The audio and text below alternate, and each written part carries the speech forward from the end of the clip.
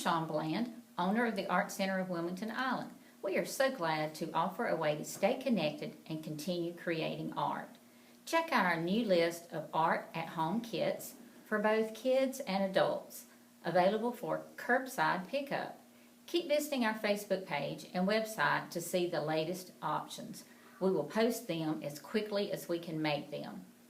Each kit includes everything you need to complete a beautiful painting at home.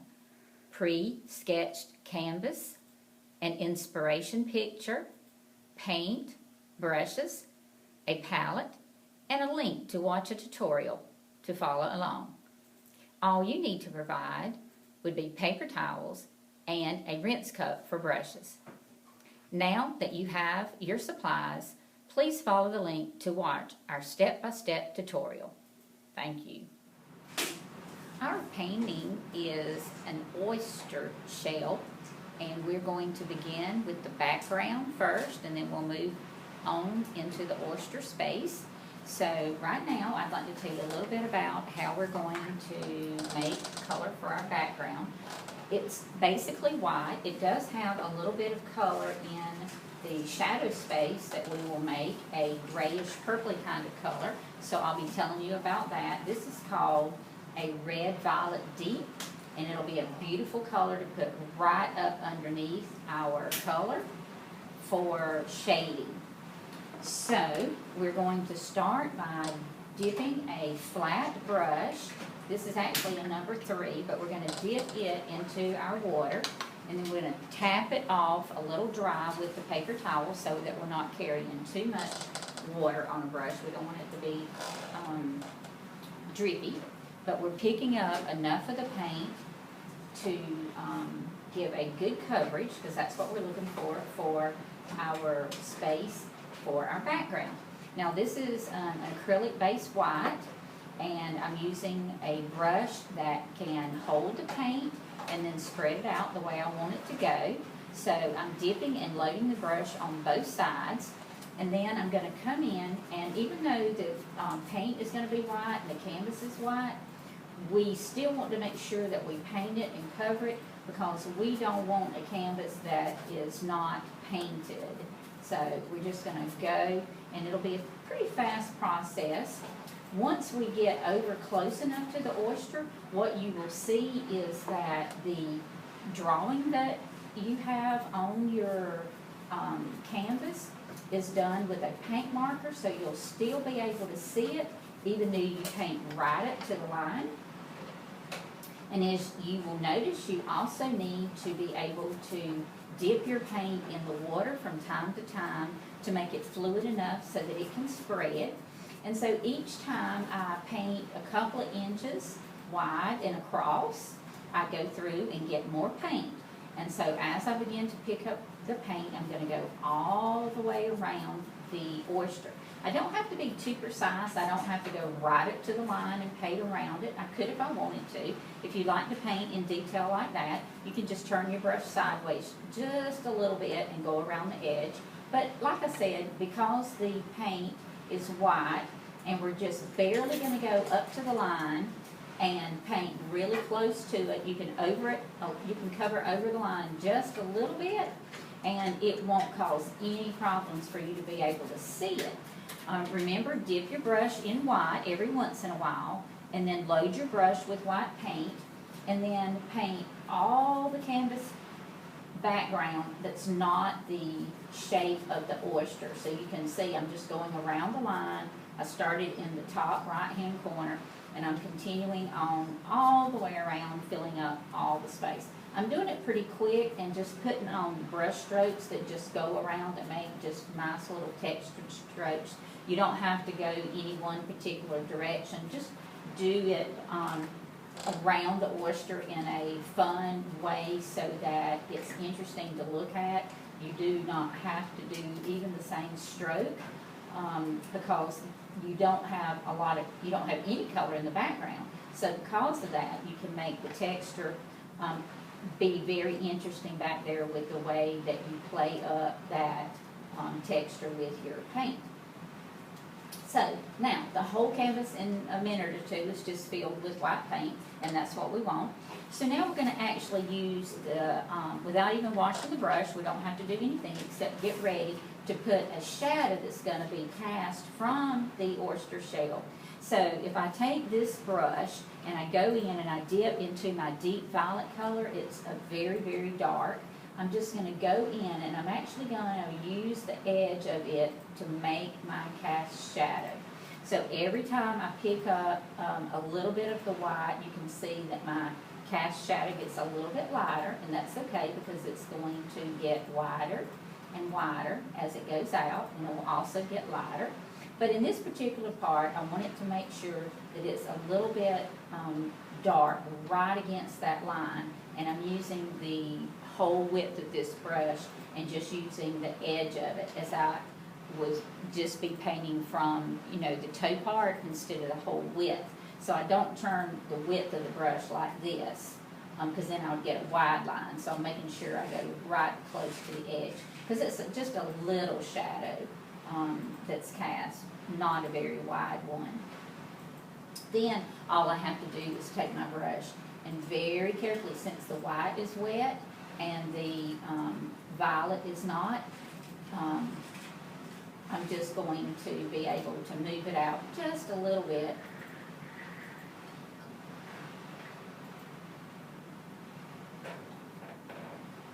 Said that wrong. The violet is wet and the white is wet, so that means that I can blend it out just a little bit, and then I'm set for my shadow. Something fun you can do too is to enhance the darkness.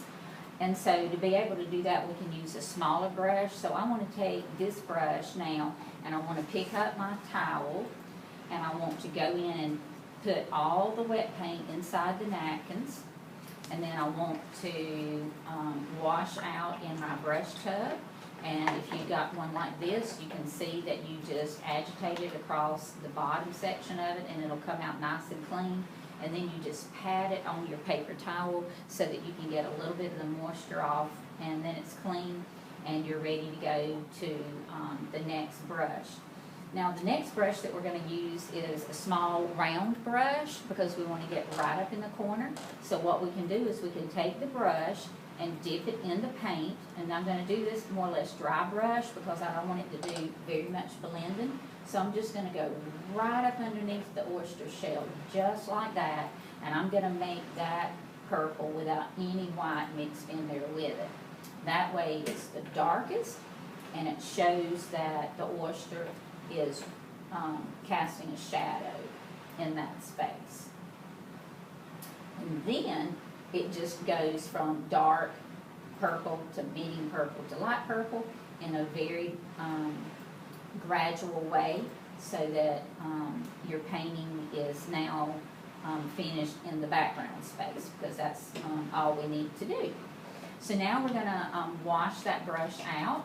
Remember, we wash in the water, agitating it back and forth, dry off on the paper towel, and then we're going to get ready for the space inside the oyster shell. Next, so we know that for the base part of the oyster, it's white, more on the outside, and there's a lot of white here in the middle section, and then we've got a lot of dark up underneath this area, and those are going to be the blues and the greens and the purples. So we're going to really have a good time putting those colors in. So I'm going to add those to my palette now. What you have in your kit is going to be a deep violet color. It's a red violet, so you'll have that in the kit that you can use to paint with. It's the same one that we just did the cast shadow with. And then we're going to add the aqua green to this, so I'm adding that to my palette next. We probably need about as much of the aqua as we had of the purple, and you can see I'm putting about the size of a quarter's worth here on my palette, so that I have enough to paint with. In addition to the aqua, I'm going to add the light blue, because we can have that color mixed in with the aqua to make a color that we're going to like for that space.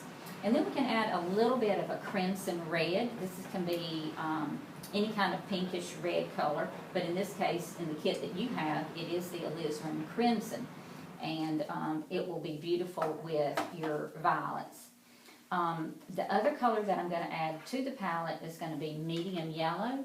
We'll have a little bit of that in some places on the shell to make the purple really pop out. Yellow is the complementary color to the violet, so that will give us a really high contrast, and the colors will really complement each other. So that would be a real good reason to use that. We can also use the yellow and the blue together from our palette to make a green if we wanted to add some of that into our oyster shell color too. Okay, I'm going back to my big wide brush, and I'm going to dip it in my water first and just barely tap it so that I can have a brush ready to load and put paint on from my palette. I'm going to start with my dark red violet color, and I'm going to come in and make a shape that's very dark right up underneath the shape in the very middle of the oyster. You can see when you look at your lines that are drawn that you have an inside part of the oyster, and then you have the outside part that's raised up. But all this is the part that's a little bit lower down in the center. Now, we're going to start with the deep purple, and then we're going to add other colors to it. Now, it's really fun with this purple color if you would come in and you would take the brush and literally lay it on its side and come in and push it down right in the middle of this organic shape that's in the middle of the oyster in its belly part. Just come in and go zigzag back and forth like that until you distribute some of the purple color. So now you have a good balance of the purple on the outside of the oyster, on the inside line of the oyster, and then down in this middle section. So now we're all ready to go to change colors and move to this inside part. This is another part that's a little dark. So what we're going to do from our palette is we're going to go in, and with the purple that's already on our brush, we're going to add the blue to it. You don't even have to mix it on your palette first unless you want to. If you do mix it, you'll see you'll get a blue color with purple in it. But if you don't want to mix, as long as you have both of them on your brush, you'll be able to come in this area and start putting the bluish color. And I'm using this brush just like I used it here. I'm laying it down and I'm just zigzag back and forth, and you can see both purples and blues begin to show up and come out into that space. Now right up above it, we're going to go a little bit lighter, so all I have to do is add a little bit of white to my brush.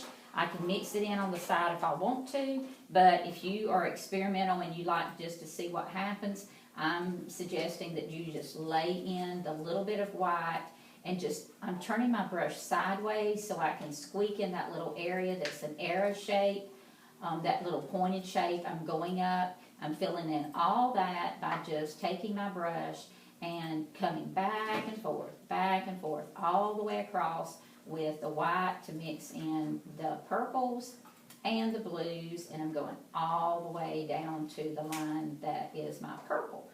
And then you can see how that is beginning to look like it's down inside the space instead of in line with this white shape that's going to go all the way around it, which we'll do in a minute.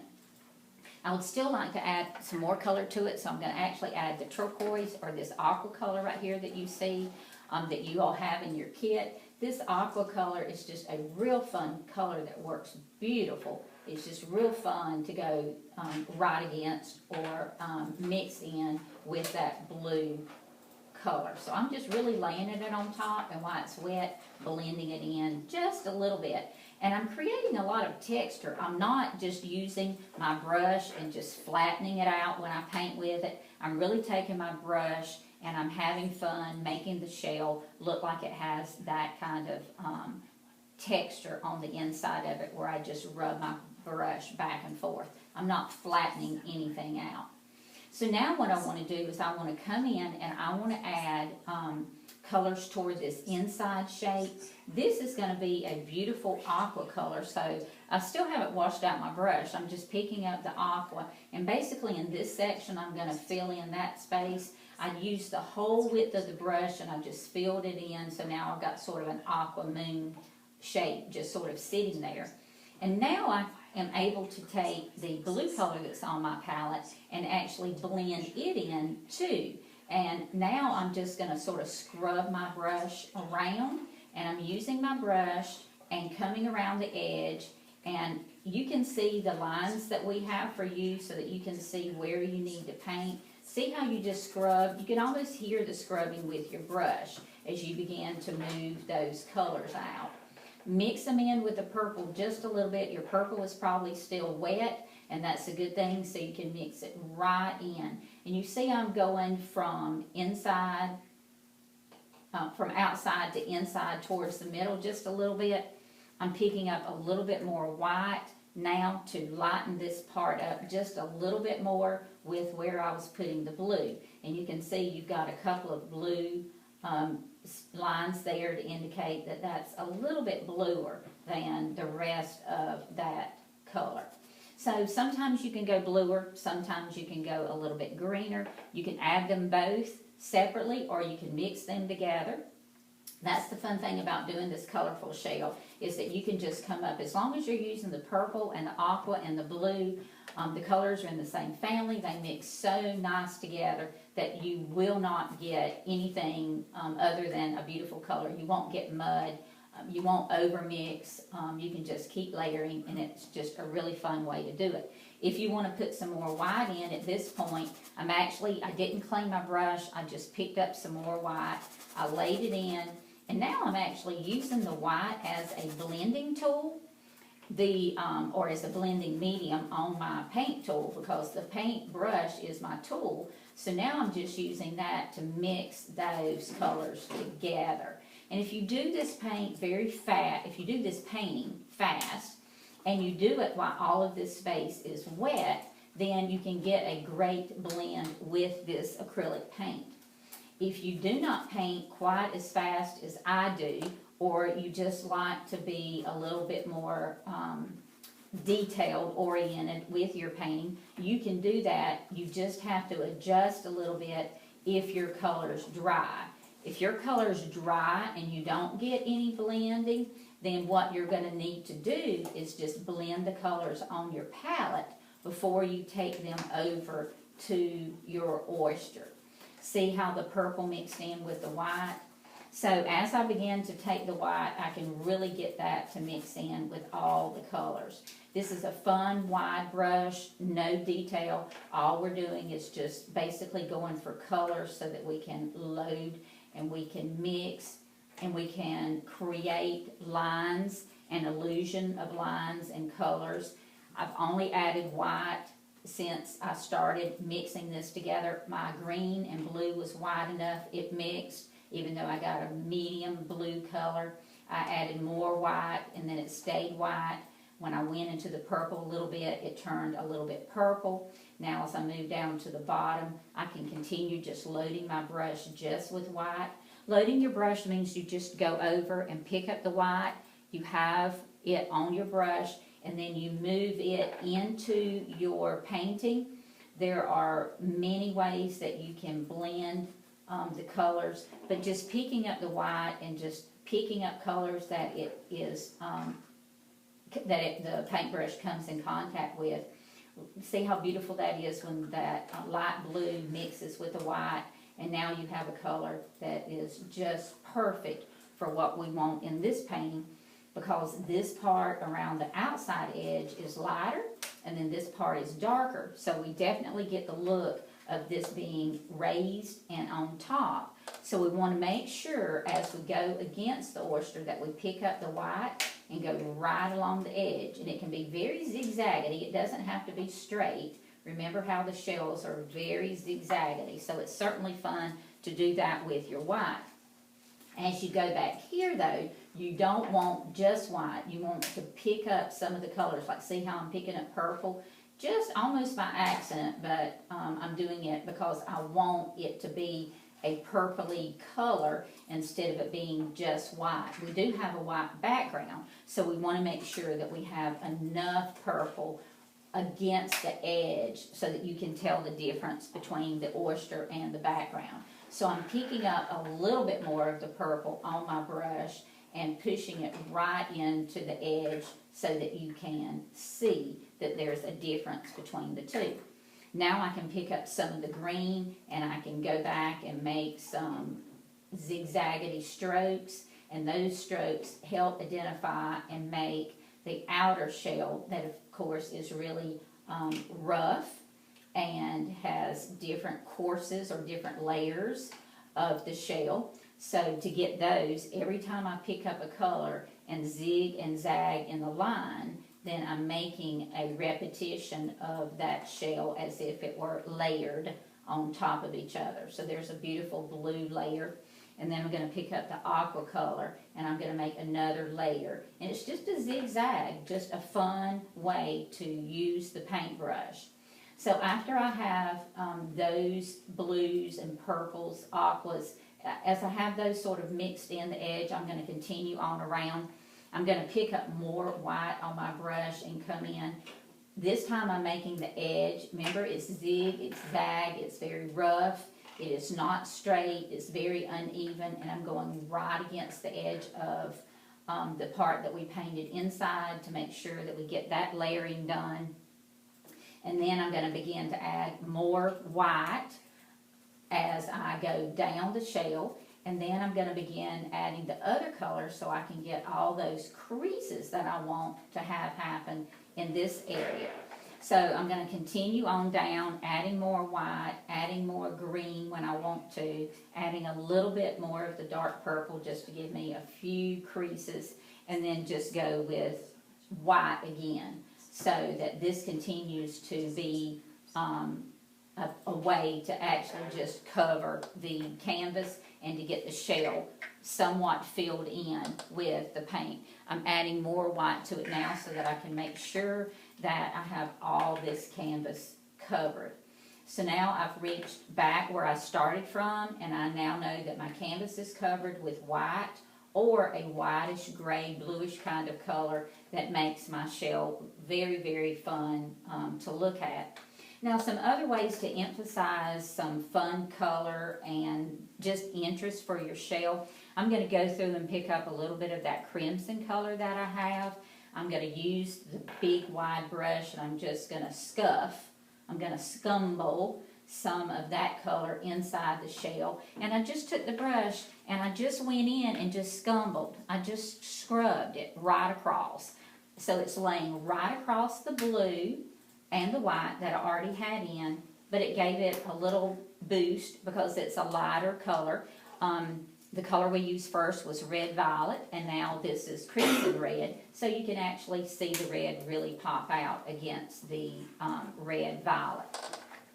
Now I'm going to use the medium yellow that I had out on my palette. As I began to pick up just a little bit of that, I'm going to come in and I want the outside edges to look like maybe they're a little older or worn out or have all those funky kind of things in it that it grows when it's in the water.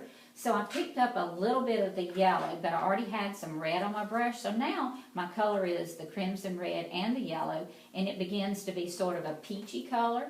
And that color I'm going to use in a few places. I'm going to scrub in a little bit of the peachy color here. You can see I didn't even paint it. I just sort of laid the brush flat and I just scrubbed it right across the top. I'm going to do the same thing around the edges just a little bit. As it mixes with the purples and the blues, it's going to turn a little bit of a brownish color, so the picture won't be all cool. The cool blues and greens and purple are very nice, but if you just have cool colors, it makes it a little bit uniform. And so to take that out and to have a little bit more interest, I'm putting these warm colors in, but not bold or brightly. I'm just putting them in enough so that when I mix the red crimson color and the yellow together and lay it in. It's almost looking like a brown because it mixes with the purples, but yet it picks up and you can see the edge. I'm using the toe of the brush now so that I can make every one of these little cracks and crevices. If your white is too white and you want some separation between your outside shell and your background, it's real easy for you to take the crimson red and the yellow, mix it together so you've got a little bit darker color that's peachy, brownish looking. And then with those colors, if they're still wet, as you begin to move them around your oyster, you can see that you can get some definition. I'm just pushing into the canvas, even though it's a light control over my brush. I'm just pushing it in so that I can begin to get another layer and another layer. Every time I put a line, I'm getting in a layer for the buildup of those shells that just keep growing and growing as the oyster stays in the water and gets larger. So now I can put a few highlights in, and we'll set that up on this inside part. Some light still gets in here, so I don't want that to be too dark. I had a little bit of that salmony brown color on my brush, so I'm just barely hitting the brush right on the top, just barely touching it, and it gives it a little bit of a look of it being a dry brush effect because I don't have very much on there, and I'm just hitting it right across the top of the oyster, right in the middle, so it looks like it's almost rough, which an oyster definitely needs to look like. So we don't want it to be so slick and smooth because it probably hasn't been, refined yet. But those areas in there really give it a play on texture that's really fun, looking at the slick surface that you have down here, and then a little bit of the grainy, dirty kind of texture that you would have up in that area. So then you have an oyster that is basically finished. If you want to enhance with a gray, you can certainly do that. If I take the purple and the red and a little bit of yellow and come up with a really dark color that's even darker than the purple I had a while ago, I can come in and I can give that a little bit more of a push with the dark color. See how I'm shaping it? I'm just cupping it. But when I did that, I scuffed it, so I didn't have an exact image on there that looked like, a U shape. What I did was I broke it up enough so that it is more organic and it fits right into our picture because of the way we scuffed the other things in there. So now I've got that darker color. I can scuff in here just a little bit on the edges. I can come in and scuff a little bit around the corners if I want to, and you're all set to hang your picture. Thank you. Now that you have finished your project, we want to see your masterpiece. Please send us a picture either to our email, artcenterofwilmingtonisland@gmail.com, or post to our Facebook page. Keep visiting our Facebook page and website to see the latest Art at Home kits. Thanks so much for supporting your neighborhood art center.